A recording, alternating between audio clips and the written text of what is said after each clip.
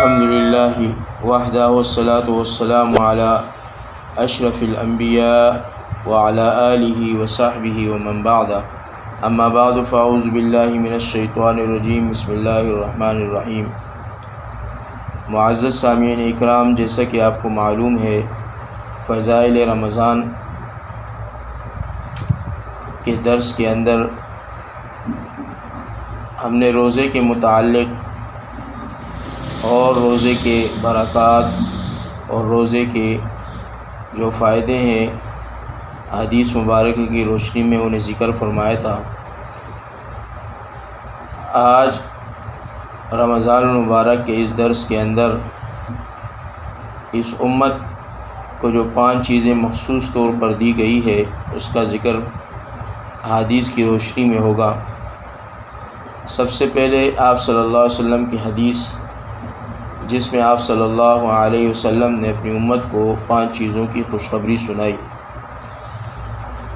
عن ابی ہریرہ رضی اللہ تعالی عنہ قال قال رسول اللہ صلی اللہ تعالی علیہ وسلم اعطیت امتی 5 خصال فی رمضان لم تعطہن امت قبلہم خلوف فم الصائم اطیب عند اللہ من ریح المسک وتستغفر لهم الحسنات حتى يعطروا ويزين الله عز وجل كل يوم جنته ثم يقول يشق عبادي الصالحون أن يلقوا عنهم المؤنة ويسيروا إليك وتصفد فيه مروة الشياطين فلا يخلصوا فيه إلا ما كانوا يخلصون إليه في غيره ويغفر لهم في آخر ليلة قیل یا رسول اللہ ای لیلۃ القدر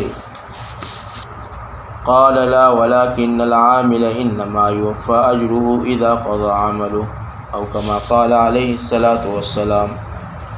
حضرت ابو ہریرہ رضی اللہ تعالی عنہ حضور اکرم صلی اللہ علیہ وسلم سے یہ حدیث نقل کی ہے کہ میری امت کو رمضان شریف کے بارے میں 5 چیزیں مخصوص طور پر دی گئی جو پہلے امتوں کو نہیں ملی۔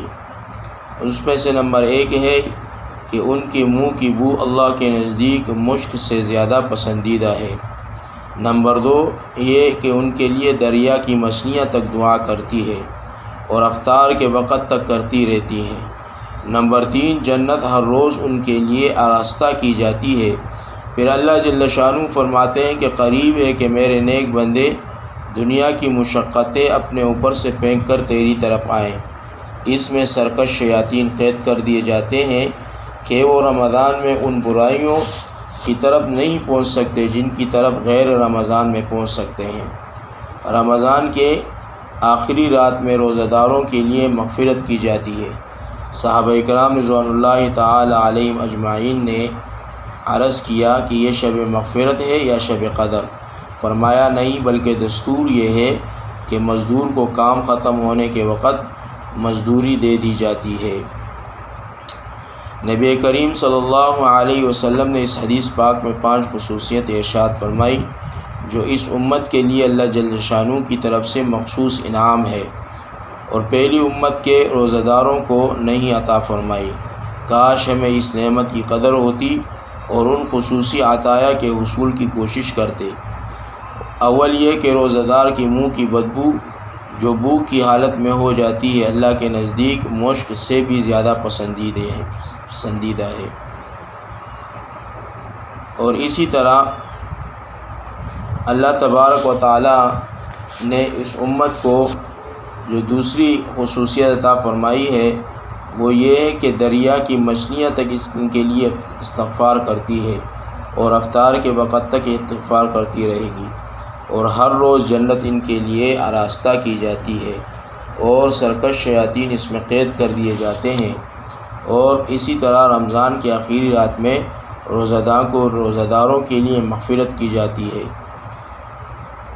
تو اللہ تبارک و تعالیٰ کا یہ خصوصی انعام ہے کہ اللہ تبارک و تعالیٰ نے اس امت کو روزے کی وجہ سے بہت ساری مشکلات سے اور تکالیف سے بچا کر اللہ تبارک و تعالیٰ نے ان پر انعام فرمایا، اور اللہ تبارک و تعالیٰ خصوصی انعام اس امت پر عطا فرماتے ہیں، جیسا کہ پہلے گزشتہ امتوں پر اللہ تبارک و تعالیٰ کا نہیں ہوا۔ تو یہ آپ صلی اللہ علیہ وسلم کی برکت ہے، دین اسلام کی برکت ہے۔ اللہ تبارک و تعالیٰ ہمیں روزہ رکھنے کی صحیح توفیق عطا فرمائے، اور اللہ تبارک و تعالیٰ حقوق کے ساتھ اور اجر عظیم کے ساتھ روزے کا اہتمام کرنے کی توفیق عطا فرمائے۔ وآخر دعوانا ان الحمد للہ رب العالمین۔